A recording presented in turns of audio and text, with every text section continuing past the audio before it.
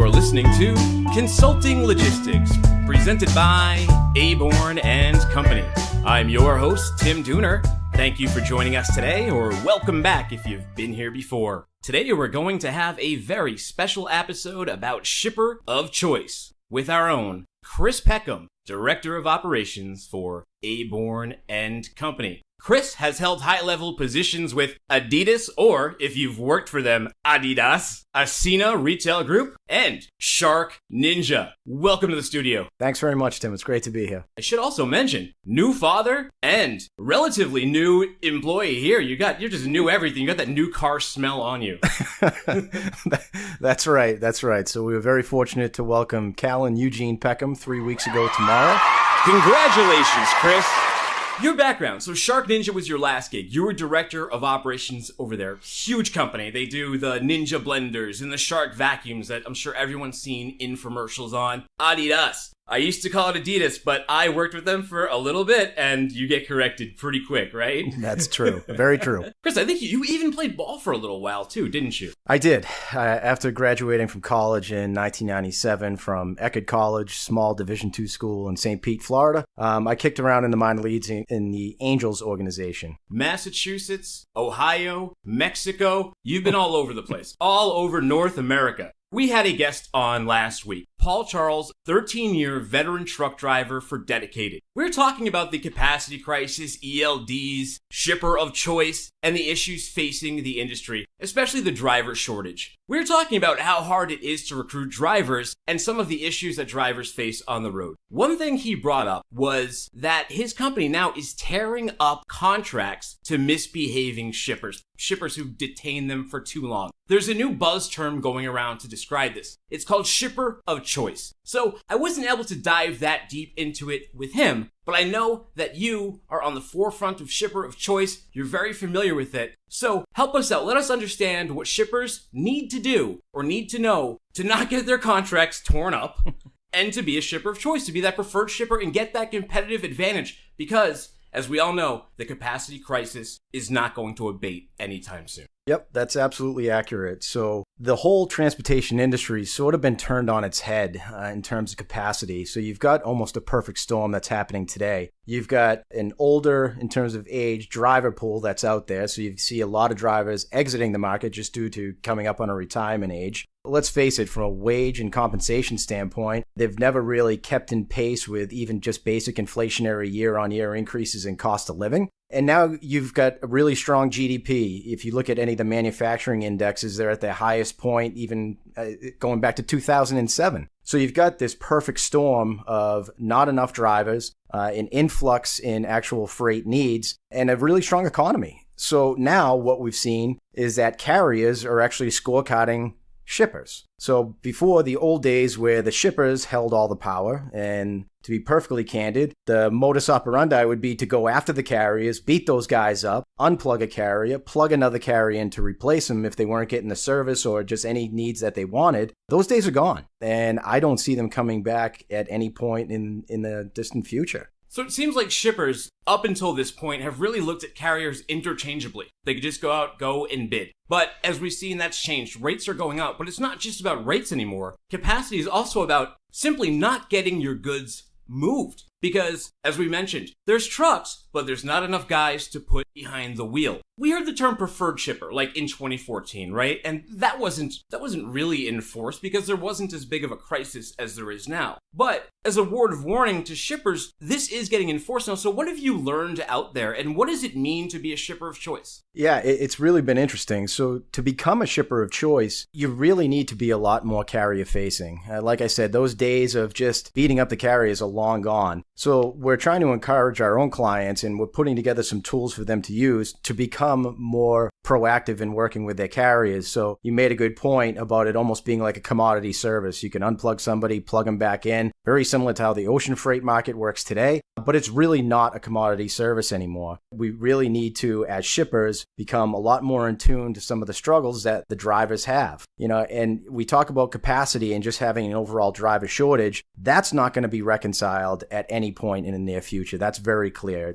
Every metric that I've seen shows that we're going to continue to have a shortage of drivers for the foreseeable future. But there is a clear opportunity to free up capacity, and that just all ties back to time. So if you have a driver who doesn't have clear instructions on your own facility, where are the dock doors, any specific appointment requirements, PO requirements, what are your receiving and shipping times? If they don't have a clear understanding of this, even 15, 20, 30 minutes extra that driver has to spend at your facility, at the end of the day, it all adds up. So if a driver can drive for 11 hours based on the hours of service regulations, now you take 1 hour out of that, you've almost lopped off 10% of capacity right there. So an hour doesn't seem like very much to you or I, but it means everything in the world of trucking and transportation. You make a good point there, because I think a lot of people look at it and they go, okay, ELDs, so what? They still have 14 hours of operation, 11 hours of driving. What can they possibly be doing with that time? Well, here's a few things, if you're listening, to be mindful of that truckers are doing before they get to your dock. They're doing inspections, they're loading and unloading the truck, they're supervising or assisting in loading and unloading the truck, inspecting or servicing, including fueling and washing. They're waiting to operate the truck to a shipper's facility, and when they get there, they're waiting to be let in, not to mention all of the traffic and everything that comes in the way. So by the time they get there, they're already deep into these hours of service. What are some ways that shippers can do? Because this is an issue of time, right? What are some things that they can do to expedite shippers through there and keep them from being detained in the yards? Because with ELDs, as Paul meant, his boss, his carrier, looks at their detention time at every single shipper they're at, and they look at this data all the time because they don't have to pour through logs. It's right there. They can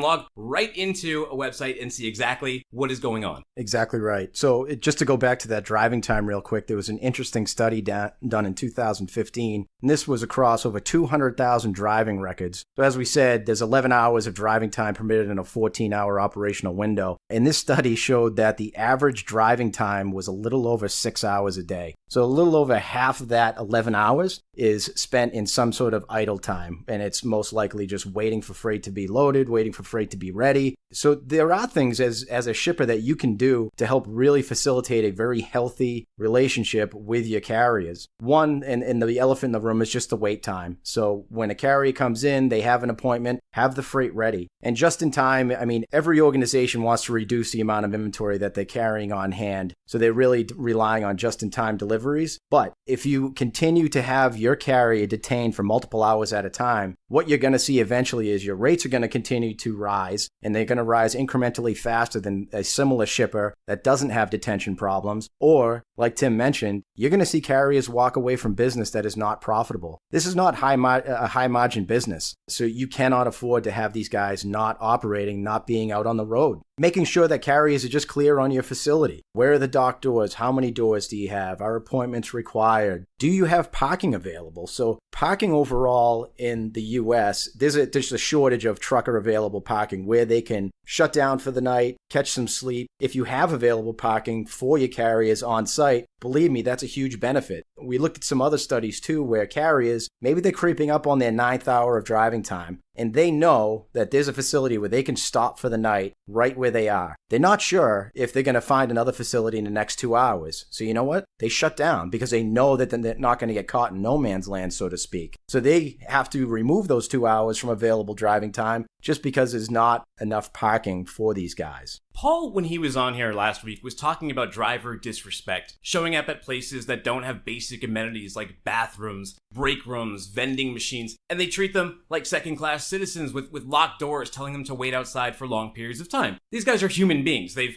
you've ever been stuck in traffic, if you've ever taken a 6-hour drive that takes 11 hours, how angry are you? So one of the things he said, simply to get in a shipper of choice thing from their perspective, the good reviews that they will give to their bosses are places that just do simple things. They get them in and out of there as quick as possible. When they have to wait, there's reasons for it. And while they're waiting, there's somewhere for them to go. And if they're detained overnight because of hours of service, they're allowed to keep their rig there because they can't drive anymore. That's exactly right. It's just the golden rule. It's a basic rule of humanity. I'm going to treat everybody, regardless of their profession or whatever it is, the way that I expect to be treated. And I don't think that would be asking a lot of folks to say please and thank you and just basic common courtesy. I understand having a break room in a facility It may not be set up today. There's obviously capital investment. We understand that, but having restrooms available for drivers, there's another critical one there. So we've got the parking, we've got the restrooms, just some sort of accessibility to a vending machine, or if you're in a great setup, there might be a cafeteria that they can have access to. But again, it comes down to that golden rule, and you really need to focus on building those relationships with your carriers.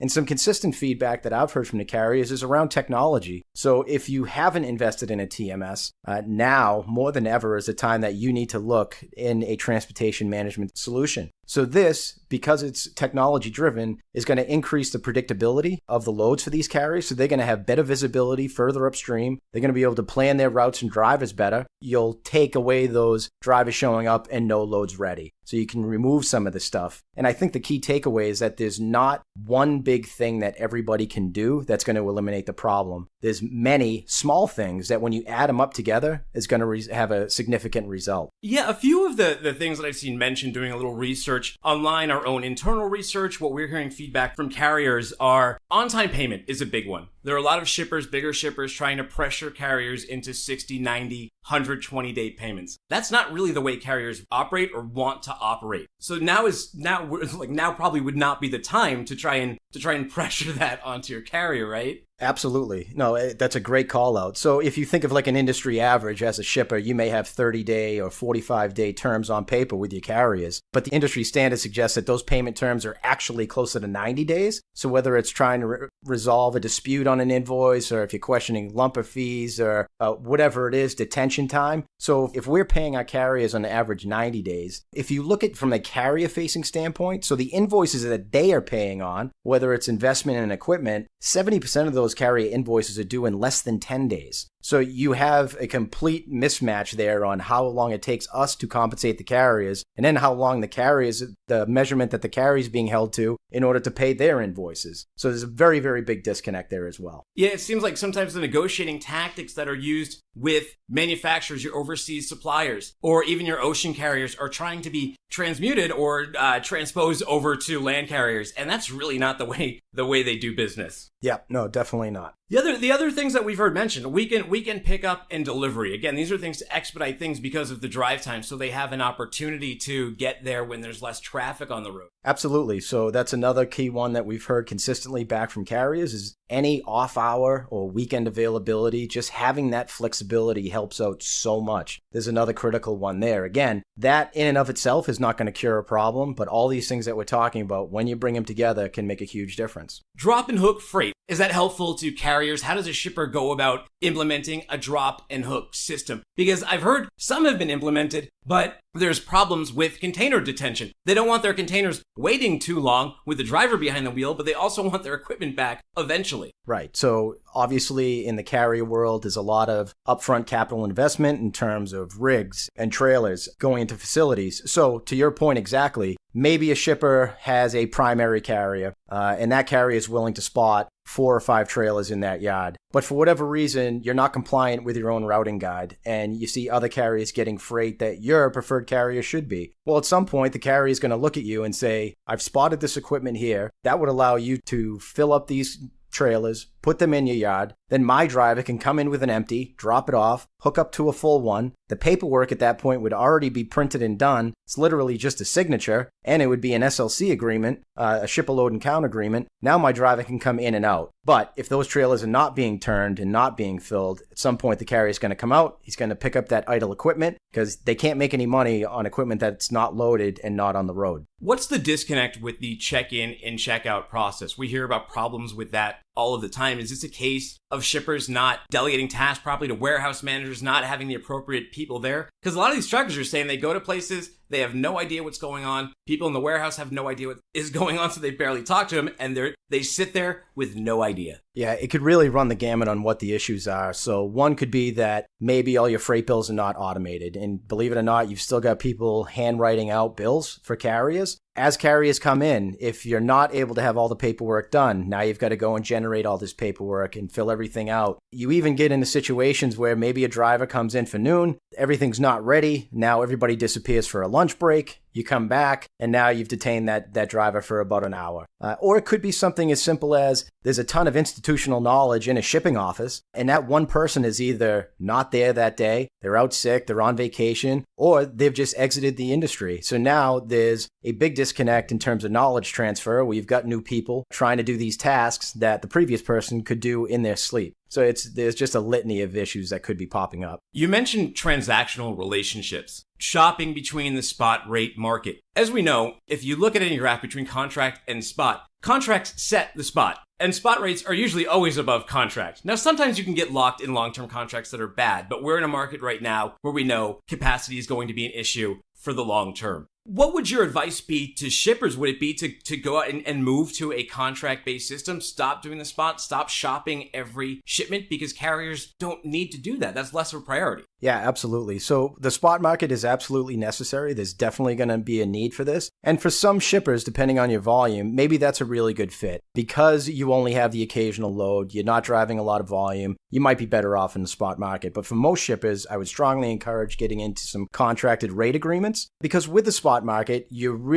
never building that relationship. From a service level standpoint, again, to steal your word, it's transactional. So the carrier is not really vested in you. He's looking at it as a transaction. So whether it shows up maybe a day or two after when it needed to be there, okay, so what? I'm picking up this one load and then I'm done with it. And if I get another one at some point, that's great. So here at Aborn, we strongly encourage everybody to move into contracted relationships with carriers and really to work on that relationship directly with your carrier so it's not viewed as just transactional. Now, we mentioned rates are going to keep going up, and people may ask why. How do you know that? How are you predicting that? Well, we know that they're going up because there's a driver shortage, and we also know that we're short 50,000 drivers as of this year, which is supposed to double by 2022. That's exactly right. So two of the biggest labor competitors for the trucking industry are construction and manufacturing. So when you look at construction and manufacturing, that drives a lot of the volume needed in the transportation world. Now, high levels of construction and high manufacturing output is also tied to a healthy economy, which from a GDP standpoint, that's exactly the environment we're in today. So you've got an aging population of truckers. We have this 50,000 driver shortage as it is. You've got drivers that are just exiting the industry as they near their retirement age. And now you've got a healthy manufacturing sector, a healthy construction industry, driving a lot of volume. And between them, they've added a number of jobs equivalent to 37% of the entire payroll employment of the trucking industry.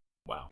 So we know there's a lot of problems in the trucking market. What if a shipper is looking to save money by going intermodal, going by truck and then by rail to break up some of the costs that way? Yeah, that's a great point. And we here at Aborn, when we work with our clients, we do encourage for goods that are not time sensitive, what else can we convert to intermodal? What's interesting is you would think the intermodal industry would be booming, which to a certain degree it is. But what we're seeing from our standpoint is a lot of shippers not willing to convert to intermodal because they've seen service levels decline. So it's amazing. I mean, for every 1 mile per hour decrease of a rail car, there's actually an upstream impact, and it results in an actual 3% increase in equipment needs. And we're seeing a very steady decline in train speeds. So Chris, I'm a shipper that has a lot of less than truckload freight, LTL freight. Am I in trouble? Absolutely. I mean, right now, the LTL industry is booming, and we work very closely with all the carriers in our portfolio, and we're hearing some very, very consistent information coming back to us. So overall tonnage is up, where they might be expecting X percent, they're seeing X percent plus 20% on top of that. They have the same issues with drivers and driver retentions. They are investing, though. They're investing in their own terminal operations. They're investing in driver retention programs. They're investing more on the marketing side in terms of recruitment. But overall, service levels in the LTL industry have definitely taken a downward turn.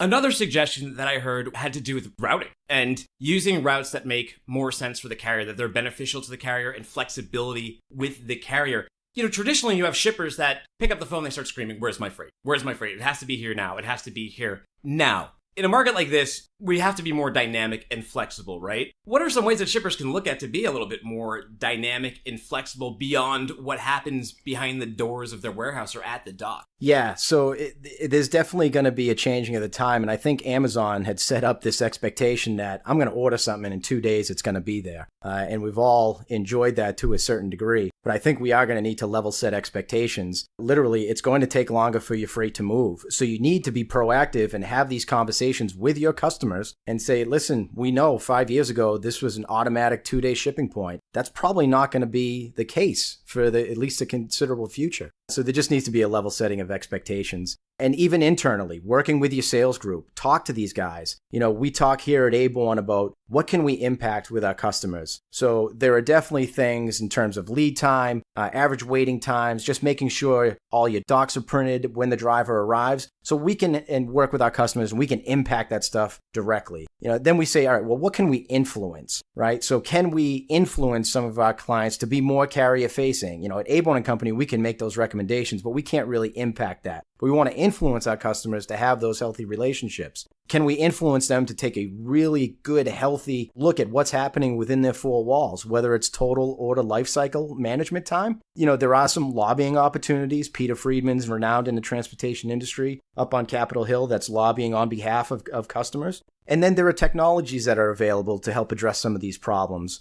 Transportation logistics used to always be referred to as sort of that necessary evil. Like, yep, it's just going to get from point A to point B and there's a cost associated with it and it is what it is. What we really want to do is we want to try to influence our customers to make investments in technology and capital investments to have a facility that's going to be more conducive to drivers coming in and getting out on time within some relatively, I would say, normal expectations. And then there's what do we need to educate? So it's really amazing when you start to ask questions or you start to show presentations to people what folks just aren't aware of. And it's no fault of their own. You don't know what you don't know. But a goal would be having these conversations internally with sales, making sure everybody is 100% clear on exactly what's happening out there in the industry. We saw the same exact issues on the ocean freight side just a few years back with the ILWU on the West Coast. Part of my job at the time I was with the Ascena Retail Group, a big piece of my job was just meeting with all the brand presidents and having these conversations, showing them data,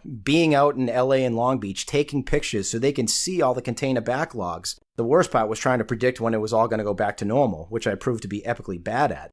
But it was amazing. You would hear back from some of these folks, and I'm talking the most senior leaders within the brand saying, I really don't believe that this is true. And over time, they realize that it is 100% true. But just having those conversations, educating your folks on what's happening in the industry, it's going to be incredibly important. One thing at Aborn we always talk about is relationship building. Relationships are so important, especially in this market. And now traditionally, when people would go and talk to carriers, they would be, what can you give me? Lowest rate, equipment, time frames, all of those kind of things. Would you suggest now, though, at the negotiation table, if you really want a carrier's attention, to not just focus on what they can give you, but focus on what your dock and your warehouse can give them? Yeah, absolutely. And here at Aborn, a big piece of what we do is we'll manage RFPs on our clients' behalf. And what we're trying to do is gather all this knowledge about all the different clients, and especially for new ones coming on board, what's it really going to be like to go and pick up this load? And we want the carriers to price that accordingly. We really do.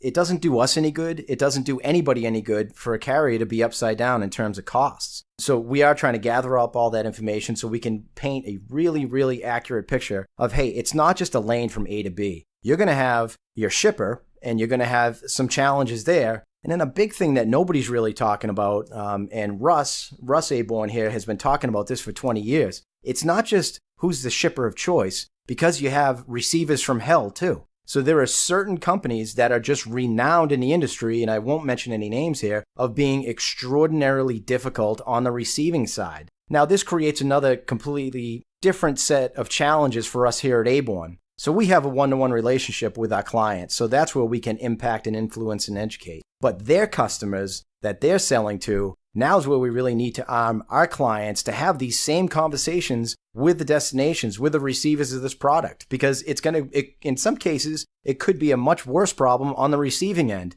So you can do everything right as a shipper, and you can get the drivers in, get them out, have this wonderful facility that has everybody's needs all buttoned up. And then when they arrive at their destination, it's a complete nightmare. It's, first come, first serve, no appointments. Nothing's ready. You run out of time. They're not able to get you unloaded for 4 or 5 hours.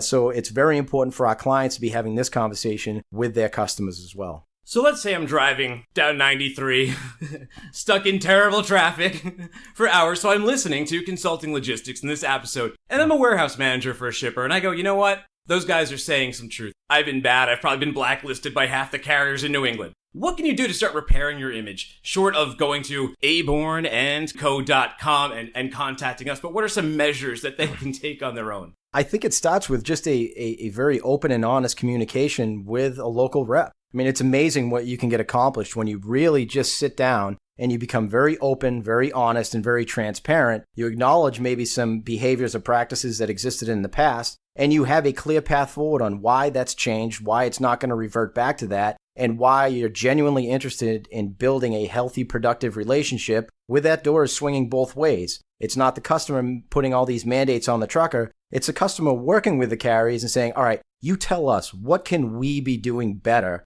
to make it easier for your drivers to come in, get out, get home, and for you guys to be profitable as well? It sounds to me like being a shipper of choice can give you a substantial competitive advantage, not just on rates, but in time. So being a shipper of choice may be the most important aspect of your negotiation moving forward through this tough time. Absolutely. I think you said it absolutely correct. And even if I go back in time to my days with Adidas and Reebok, so at one point in time, I was managing a global ocean freight RFP, and we used to require the ocean freight carriers to bid on every single lane. Now, at that point, we had maybe 50, 60, 70 different origin manufacturing points, and just for the U.S. inland alone, we had like 60 different inland points. So you've got all these IPI locations, you've got all these origin manufacturing locations, so the combination of lanes was just astronomical. But we used to require that they bid on every single lane. And most players were like that as well. Here at Aborn, just due to the market conditions, we're taking the complete opposite approach. And we're telling the carriers, don't bid in a lane that you know you're not going to be able to handle, that you're not staffed accordingly to. Or just from a service perspective, it's not going to work. Just don't bid on it. We want them to bid on lanes where they're going to be successful, which means that our clients are going to be successful. And we'll work right now to fill in the gaps with other carriers that maybe in the past we wouldn't reach out to. To put it in perspective, we just went out to bid a very big truckload and intermodal bid, and over 100 carriers were invited to this. So that's a significant amount of carriers that we're going out to. But there's a little bit of specialized services associated with this client, but that's still a very high number of carriers to go out to. So Chris, in summation, to crystallize this, throw it all together for us. What is the next step for a shipper to do? Yeah, I think first and foremost, the most important thing is just to abide by that golden rule. So make sure that we're treating our carriers with respect. You're having open, honest communications with them. You're collaborating with your carriers. You're not mandating to them what they need to do. Increase your turn times at your facility. Time is money for these guys. And be willing to have a very open and honest look at what's happening within your four walls, whether it's the whole order lifecycle management, whether it's just a physical flow of goods in your facility. You have to be transparent with your carriers. Be flexible during negotiations. Do you have off-hour availability? Can they pick up on weekends? And really paint an honest picture of what your volumes actually look like. It's not just moving freight from A to B. There's stuff that's going to happen on the front end, and there's certainly going to be those receivers from hell on the back end. And you want to be as transparent as you can with these carriers. And lastly, or second to last, I would say be flexible with your payment terms with your carriers. Looking at an industry average of 90-day payment terms to me is just not acceptable. I don't think that anybody's going to sign up for a 14-day payment terms, but I think that there are things that we can do as shippers to really close that 90-day gap and get it back to 30 to 45. And the last big hit I would say is technology. If you haven't made an investment in a transportation management system, now is the time to do it. The more you can automate from the tendering process to the invoicing process, it's just going to speed up those turn times. It's going to give the carriers more visibility. Therefore, the loads are going to be more predictable, and we can get these guys on the road driving versus waiting at facilities. You mentioned TMS. That is a whole other egg to crack. We'll do another episode on that because that takes a deep dive as well. Not that it's necessarily complicated, but I think to stress the idea and the importance of it, we'll definitely cover that. Maybe with you or maybe with another TMS expert, Chris. Not that you haven't done a great job here. If you guys want to contact us, our website, abornandco.com. You want more information on stuff like this to find our podcast, abornandco.com/blog. Other episodes of Consulting Logistics are there. They're also on our podcast host, Podbean, abornandcompany.podbean.com. You can also search Consulting Logistics on your favorite podcast player. And we're on all the regular social groups, Instagram, Facebook, Twitter, LinkedIn. Check us out over there. Chris, no, this was a great talk, though, and I hope shippers take this to heart and find some value in what was just said here. No, it's great being here. Again, it was really, really interesting to sit down and be able to talk through some of these things. And again, it's just a new time in our industry right now. There's new things happening. There's just been a fundamental shift in how we need to approach our carriers. Good stuff, my man. This has been Tim Dooner and Chris Peckham for Consulting Logistics. Take care and happy shipping.